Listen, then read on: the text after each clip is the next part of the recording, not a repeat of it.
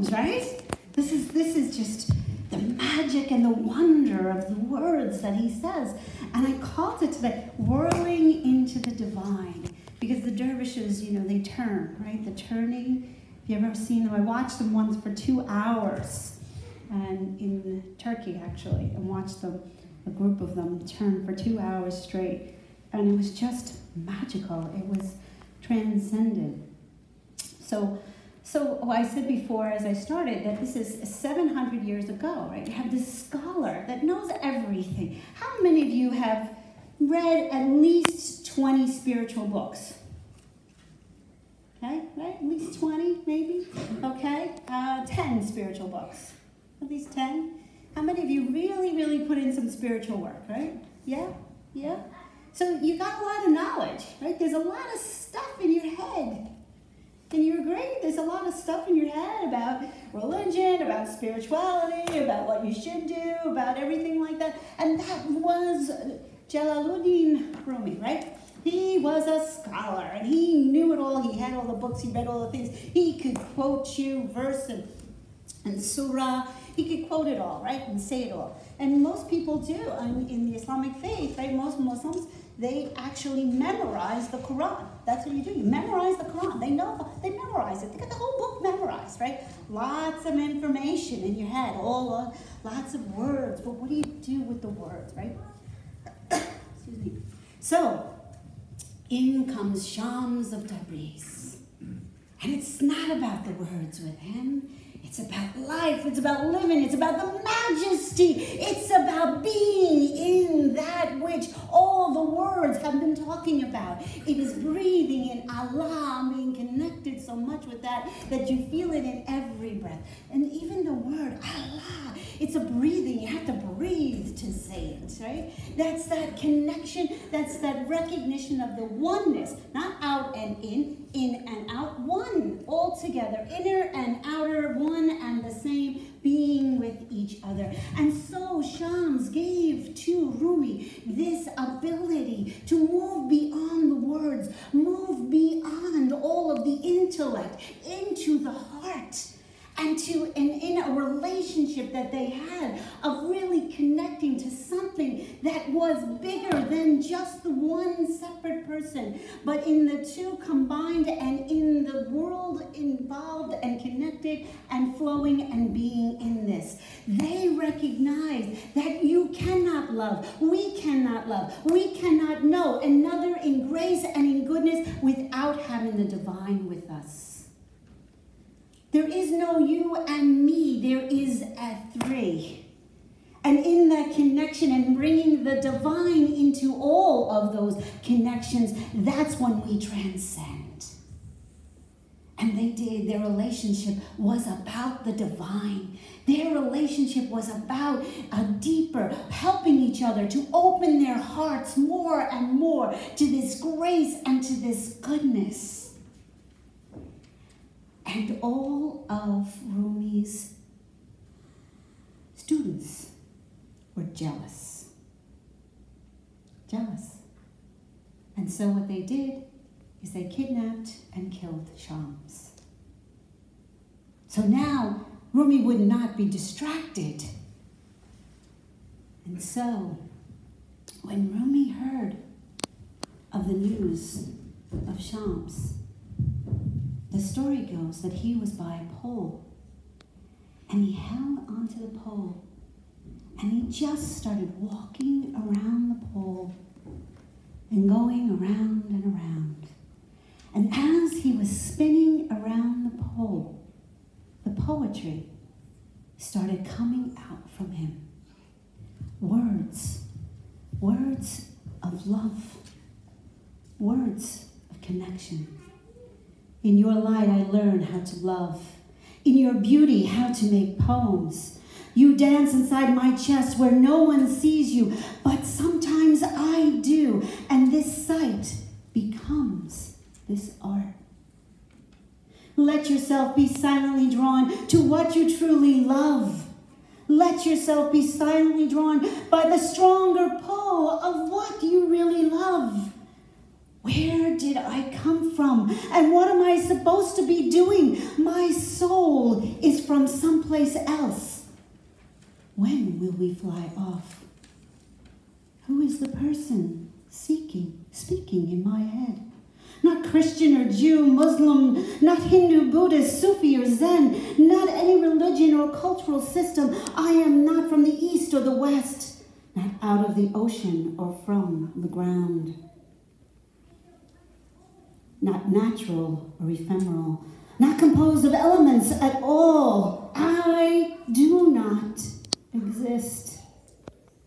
And not an entity in the world or next, did not descend from Adam and Eve or any origin story. My place is the placeless, a trace of the traceless, neither body or soul. I belong to the beloved, have seen the two worlds as one, and that one called to and known.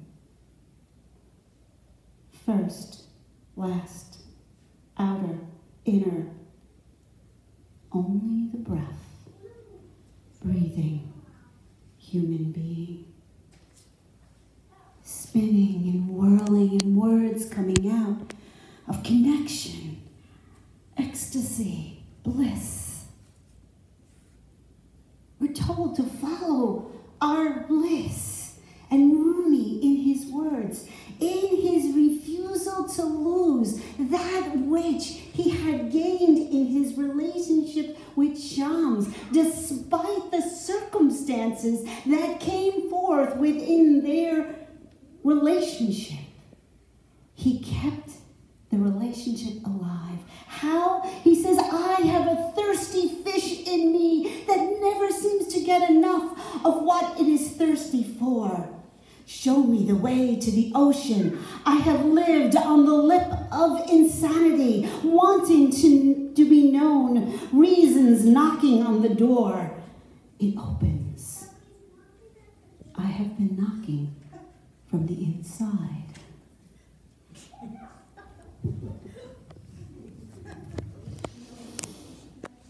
Laughter and love and connection. We all knew it. We all had it. Why do we choose to drop it? To lose it?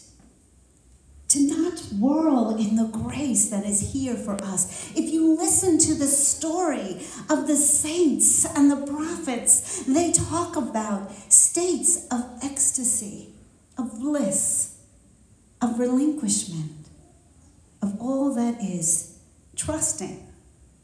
Trusting that you'll come back. You don't have to be afraid. Sometimes that feel-good thing it's too good to be true. And then we beat ourselves up with it afterwards. This is not whirling in the divine.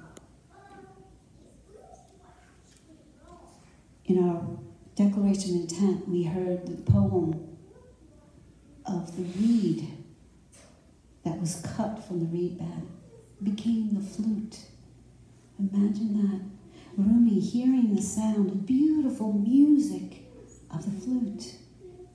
But he saw it as the reed yearning to be reconnected with the root bed.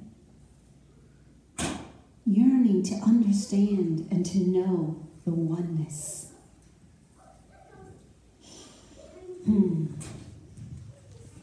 So I'm going to read you one of the poems that, since we've all had different pieces here, I'm going to read a full poem to you. He says, the sacred turning in us makes the universe turn. The sacred turning in us makes the universe turn. Head unaware of feet and feet head, neither cares. They keep turning. The secret turning in us makes the universe turn. Total synchronicity with the planets spinning. Inside water, a water wheel turns. A star circulates with the moon. We live in this night ocean wondering, where are these lights? I am so small, I can barely be great love be inside of me? Look at your eyes. They're small, but they see enormous things. Give the way to give more, to love more, to open your eyes. Inside water, a water wheel turns, a star circulates with the moon. We live in the night ocean wondering, what are these lights? You have said what you are. I am what I am.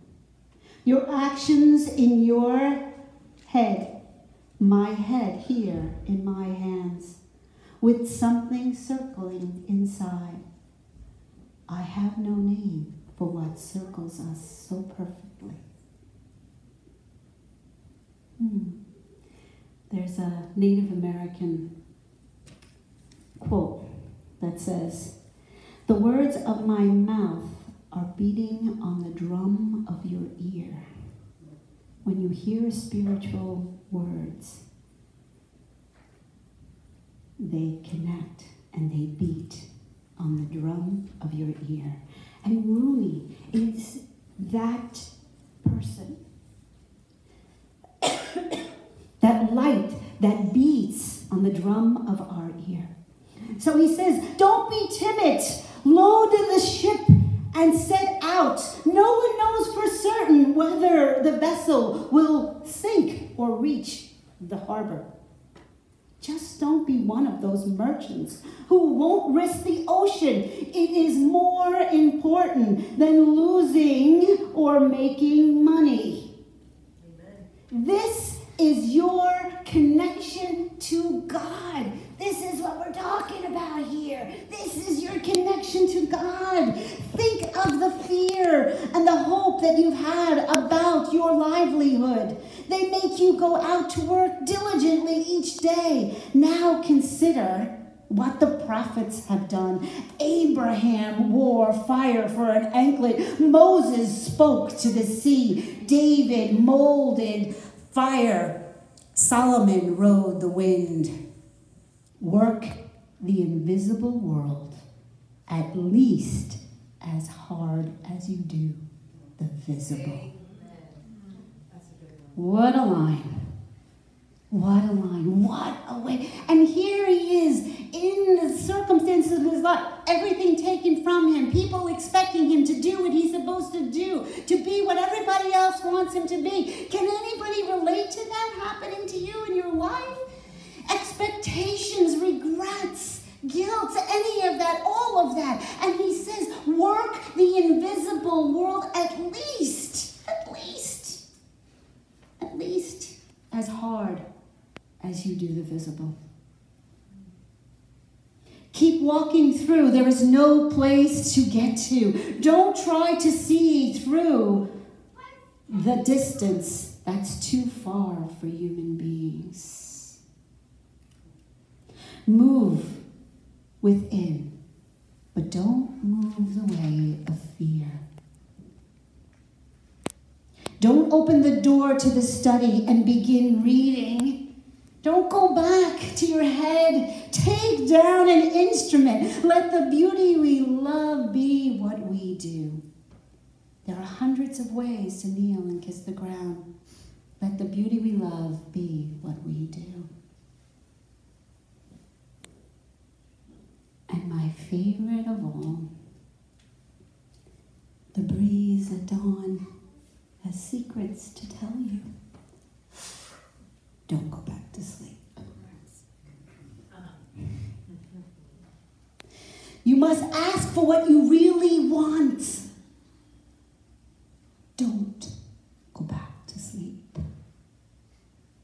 People are going back and forth across the door still where the two worlds touch. The door is round and open. My dear friends, the door is your heart. You have the ability to keep it wide and open. And yes, when you keep your your door wide and open, it becomes the guest house, and you will have many strange visitors, day in and day out. But as he says, welcome them laughing, and don't